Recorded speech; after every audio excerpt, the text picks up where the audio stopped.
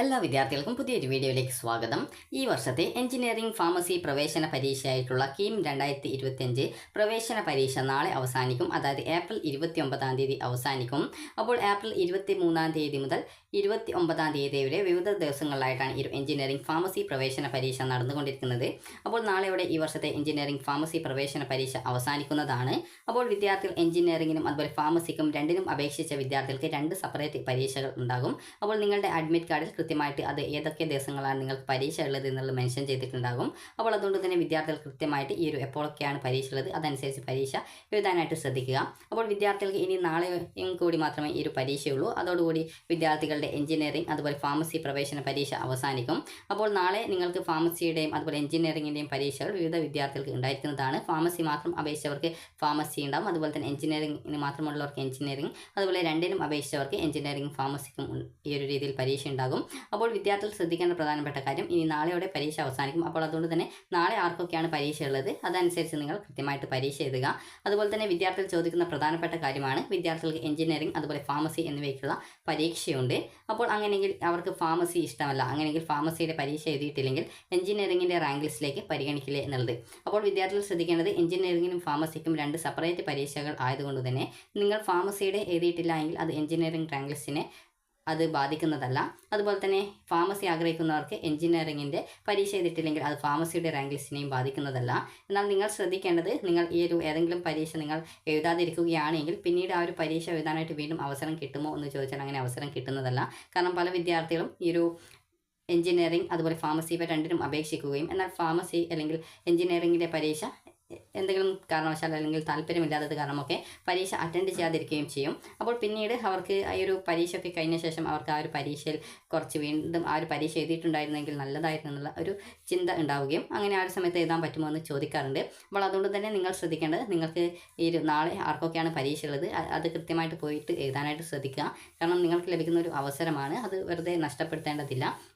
ഇനി വിദ്യാർത്ഥികൾ ശ്രദ്ധിക്കേണ്ട പ്രധാനപ്പെട്ട കാര്യം, നാളെയോടെ എഞ്ചിനീയറിംഗിൻ്റെയും അതുപോലെ തന്നെ ഫാർമസിയുടെയും പ്രവേശന പരീക്ഷകൾ അവസാനിക്കും. അതായത് ഏപ്രിൽ 29-ാം തീയതിയോടുകൂടി എഞ്ചിനീയറിംഗിൻ്റെയും ഫാർമസിയുടെയും പരീക്ഷ അവസാനിക്കും. അപ്പോൾ ഇതിന് ശേഷം വിദ്യാർത്ഥികൾക്ക് വരുന്ന പരീക്ഷകളാണ് നീറ്റ് പരീക്ഷ എന്ന് പറയുന്നത്. അപ്പോൾ മെഡിക്കൽ ആൻഡ് മെഡിക്കൽ അലൈഡ് കോഴ്സസിലേക്ക് അപേക്ഷ സമർപ്പിച്ച വിദ്യാർത്ഥികൾ നീറ്റ് പരീക്ഷയ്ക്ക് വേണ്ടി നന്നായിട്ട് പ്രിപ്പയർ ചെയ്യുക. മെയ് 4-ാം തീയതിയോടെയാണ് നീറ്റ് പരീക്ഷ ഉള്ളത്.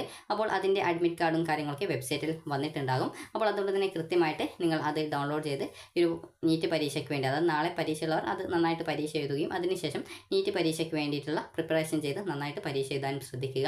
അതുപോലെ തന്നെ ആർക്കിടെക്ചർ കോഴ്സിലേക്ക് കീമിൽ ഓപ്ഷൻ നൽകിയിട്ടുള്ള വിദ്യാർത്ഥികൾ ഉണ്ടാവും. അങ്ങനെയുള്ള വിദ്യാർത്ഥികൾ നാറ്റ പരീക്ഷയ്ക്ക് രജിസ്ട്രേഷൻ ചെയ്തിട്ടില്ല. അതായത് ആർക്കിടെക്ചർ കോഴ്സിൻ്റെ എലിജിബിലിറ്റി എന്ന് പറയുന്നത് നാറ്റ സ്കോറാണ്. അപ്പോൾ നാറ്റ സ്കോർ നിങ്ങൾ എഴുതിയിട്ടില്ല എങ്കിൽ, അതായത് നാറ്റ സ്കോർ എഴുതാറില്ല, നാറ്റയുടെ പരീക്ഷ എഴുതിയിട്ടില്ല, അതായത് national aptitude test in architecture എന്നുള്ളതാണ് നാറ്റയുടെ പൂർണ്ണരൂപം. അപ്പോൾ നാറ്റ പരീക്ഷ നിങ്ങൾ എഴുതിയിട്ടില്ല എങ്കിൽ നിങ്ങൾക്ക് ആർക്കിടെക്ചർ കോഴ്സിലേക്കുള്ള അഡ്മിഷൻ കിട്ടില്ല.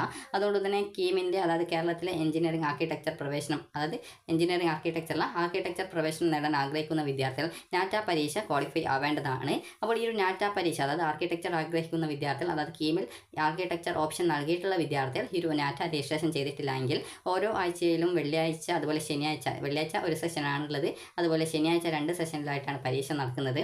അപ്പോൾ വെള്ളിയാഴ്ച സെഷൻ്റെ രജിസ്ട്രേഷൻ തിങ്കളാഴ്ചയും അതിൻ്റെ ഹോൾ ടിക്കറ്റ് ബുധനാഴ്ചയുമാണ് കിട്ടുക. അതുപോലെ പരീക്ഷ വെള്ളിയാഴ്ചയുമാണ്. അതുപോലെ തന്നെ ശനിയാഴ്ചത്തെ സെഷൻ്റെ രജിസ്ട്രേഷൻ നടക്കുന്ന ചൊവ്വാഴ്ചയും അതിൻ്റെ ഹോൾ ടിക്കറ്റ് കിട്ടുന്നത് വ്യാഴാഴ്ചയുമാണ്. പരീക്ഷ ശനിയാഴ്ചയാണ് നടക്കുന്നത്. അപ്പോൾ കൃത്യമായിട്ട് വിദ്യാർത്ഥികൾ ആ ഒരു പരീക്ഷയ്ക്ക് രജിസ്ട്രേഷൻ ചെയ്ത് നിങ്ങൾക്ക് പരീക്ഷ എഴുതാവുന്നതാണ്. ജൂൺ 28-ാം തീയതി വരെ ഈ ഒരു രീതിയിൽ ഓരോ ആഴ്ചയിലും വെള്ളി ശനി സെഷനിലായിട്ട് പരീക്ഷ നടക്കുന്നതായിരിക്കും. അപ്പോൾ അതുകൊണ്ട് തന്നെ ആർക്കിടെക്ചർ കോഴ്സിന് കീമിൽ ഓപ്ഷൻ നൽകിയ വിദ്യാർത്ഥികൾ ഇതുവരെ നാറ്റ പരീക്ഷ ക്വാളിഫൈ ആയിട്ടില്ല എങ്കിൽ നാറ്റ പരീക്ഷ രജിസ്ട്രേഷൻ ചെയ്യേണ്ടതാണ്. www.nata.in എന്നുള്ള വെബ്സൈറ്റ് വഴി നിങ്ങൾക്ക് നാറ്റ പരീക്ഷയ്ക്കുള്ള അപേക്ഷ സമർപ്പിക്കാവുന്നതും അതുപോലെ തന്നെ ആ ഒരു ആഴ്ചയിൽ തന്നെ, നിങ്ങൾ എപ്പോഴാണ് അപേക്ഷിക്കുന്നത് ആ ഒരു ആഴ്ചയിൽ തന്നെ നിങ്ങൾക്ക് പരീക്ഷ എഴുതാനായിട്ട് അവസരം ലഭിക്കുകയും ചെയ്യുന്നതായിരിക്കും.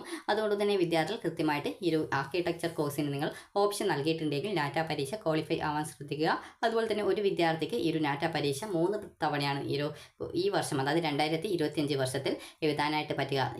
3 പ്രാവശ്യം എന്ന് പറയുമ്പോൾ നിങ്ങൾക്കറിയാം 3 സെഷനിൽ വേണമെങ്കിൽ എഴുതാൻ സാധിക്കും.